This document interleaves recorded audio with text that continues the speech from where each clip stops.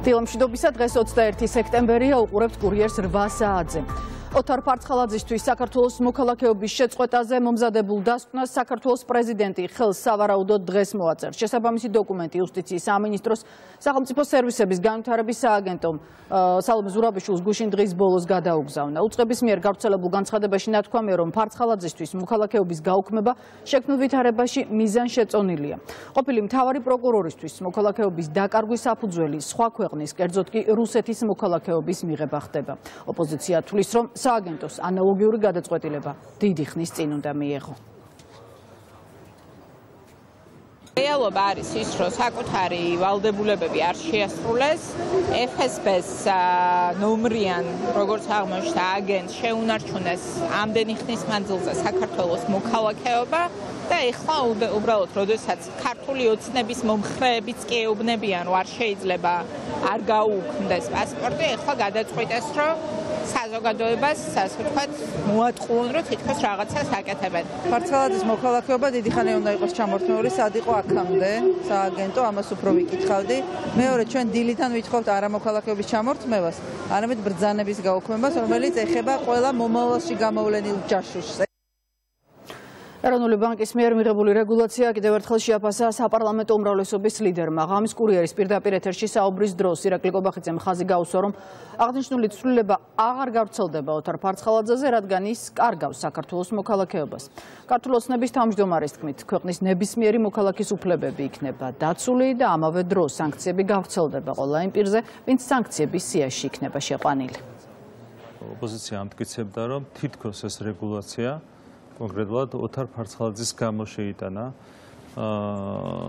ბრძანებაში ეროვნული ბანკის პრეზიდენტმა და საბოლოო ჯამში საინტერესო რამე გამოვიდა, რომ ხვალიდან რეალურად ეს რეგულაცია ოთარ ფარცხალაძეს საერთოდ ვეღარ გავრცელდება, გამომდინარე იქიდან, რომ ის კარგავს დღეიდან უბრალოდ კარგავს უკვე საქართველოს მოქალაქეობას, თუმცა ძალაში დარჩა ძალიან მნიშვნელოვანი რეგულაცია, რომელიც იცავს საქართველოს ნებისმიერ მოქალაქეს. საქართველოს მოქალაქე არ შეიძლება გაიყვანოს შენ კონსტიტუციური ჩარჩოს მიღმა, ადამიანის უფლებების ჩარჩოს მიღმა. ეს ყოველდღე დაუშვებელია.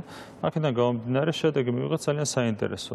ერთი მხრივ მოქალაქის უფლებები არის თავიდან ბოლომდე დაცული და მეორე მხრივ პრაქტიკაში ისე გამოვიდა, რომ სრულად ვრცელდება სანქციების რეჟიმი აბსოლუტურად ყველაზე, ვინც არის სანქციების სიაში. realობაში ძალიან საინტერესო სურათი დაალაგდა ერთდღიანი რაღაცა ქარიშხალი ჭიქაში შექმნეს, ოპოზიციამ ეს ყველაფერი გააკეთა, ნუ რაღაცა სამი მიასედით შეიცვალა ლარის კურსი თუ რამდენიც იყო, ნუ ესეც რა თქმა უნდა დასტაბილურდება, მეც ვერაფერს მიაღწიეს. მათი მიზანი ყოველ ჯერზე არის რაღაცნაირად დააზიანონ ქვეყანა, დააზიანონ სახელმწიფო, თუმცა ნუ ერთდღიანი შედეგები აქვთ ხოლმე მაქსიმუმ და დღევანდელი ასე ვთქვათ მოცემულობაც ამის კიდევ ერთი გამოვლენა.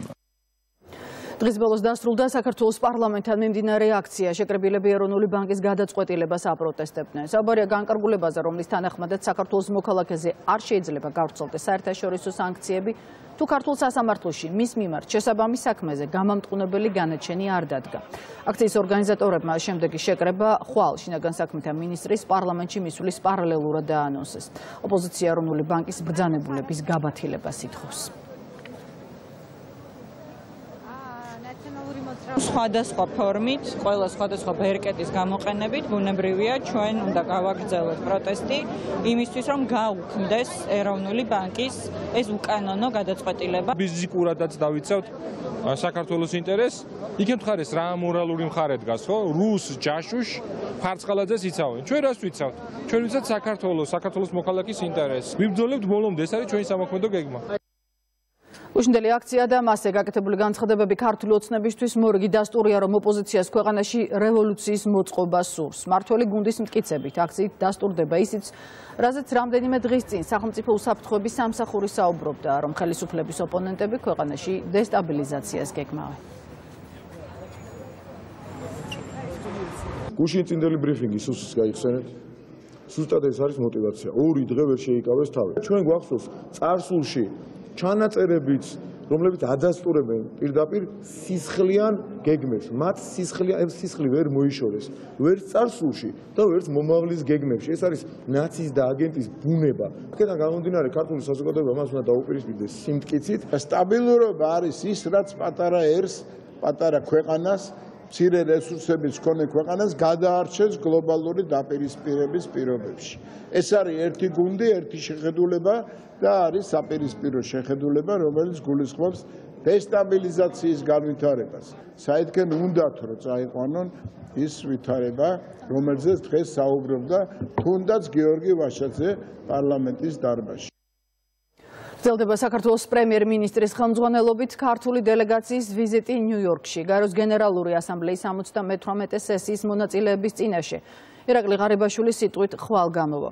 საქართველოს პრემიერმა უკვე მიიღო მთავრობის მეთაურობის ფორმატში გამართულ დისკუსიაში მონაწილეობა. გენერალური ასამბლეის ფარგლებში შედგა არაერთი პირისპირ შეხვედრა სხვადასხვა ქვეყნის ლიდერებთან. საქართველოს მთავრობის ხელმძღვანელი შეერთებულ შტატებში 16 სექტემბრიდან იმყოფება.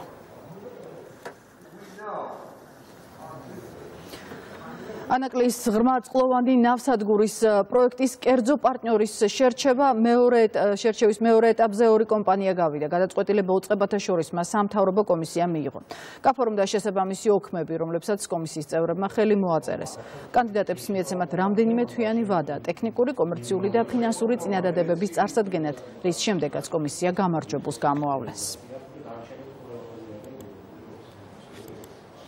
კომისიამ შეაფასა შემოსული განაცხადები და გამოავლინა ორი კვალიფიციური კანდიდატი. კვალიფიციურ კანდიდატებს შერჩევის მეორე ეტაპისთვის დაეგზავნებათ მოთხოვნა წინადადებათა წარმოდგენის შესახებ. შემოსული წინადადებების შეფასების საფუძველზე, რასაც გარკვეული დრო დასჭირდება, კომისია გამოავლენს გამარჯვებულ კანდიდატს, გამარჯვებულ კომპანიას, რომელთანაც გაიმართება მოლაპარაკებები საინვესტიციო შეთანხმებაზე. გვიან ღამემდე გაგრძელდა ერევნის ცენტრში მომიტინგეებსა და პოლიციას შორის დაპირისპირება. მთიან ყარაბაღთან დაკავშირებით ნიკოლ ფაშინიანის პოლიტიკით უკმაყოფილო დემონსტრანტები კვლავ შეეცადნენ მთავრობის ადმინისტრაციის შენობაში შეჭრას. ისროდნენ ქვებს, კვერცხებს, ბოთლებს. დაკავებულია ათობით ადამიანი. რესპუბლიკის მოედნის გარდა აქცია იყო რუსეთის საელჩოსთანაც. მოსახლეობის ნაწილი ოპოზიციასთან ერთად მიმდინარე პროცესებში რუსეთის უმოქმედობას აპროტესტებს. გაგრძელდება თუ არა დემონსტრაციები რუსეთის დედაქალაქში. დღესაც ლიკა ალელიშვილის პირდაპირი ჩართვა ერევნიდან კურიერში უკვე 9 საათზე.